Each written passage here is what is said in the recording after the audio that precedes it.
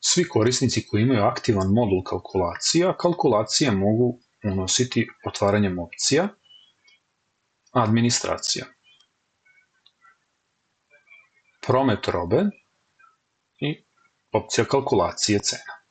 Za unos nove kalkulacije pritisnemo dugme Dodaj. Podaci o dokumentu, biramo datum kalkulacije, njen redni broj i eventualno opis. Takođe biramo ko nam je dobavljač robe i koji je ulazni broj fakture.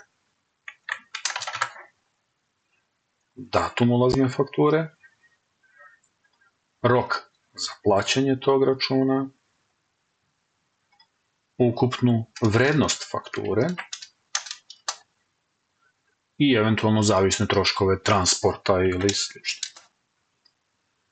Da li utiče na PDV, to jest ukoliko nabavljamo robu od nekog dobavljača koji nije u sistemu PDV-a, tu opciju ćemo isključiti.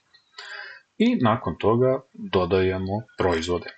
Taster plus dodaje novi proizvod, gde biramo koji proizvod, koju količinu,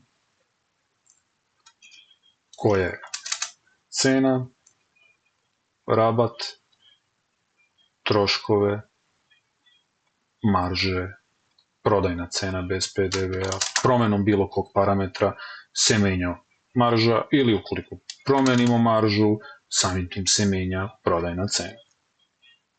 Sačuvaj dodaje taj artikl na spisak, dodajemo sledeći proizvod, definišemo količinu, definišemo nabavnu vrednost, definišemo prodajnu vrednost, dugme sačuvaj.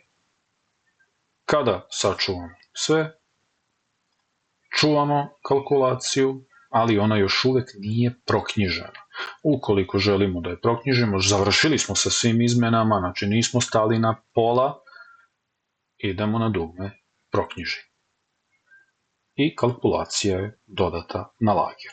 Ukoliko otvorimo lager listu, na zalihama ćemo imati novo unešene proizvode.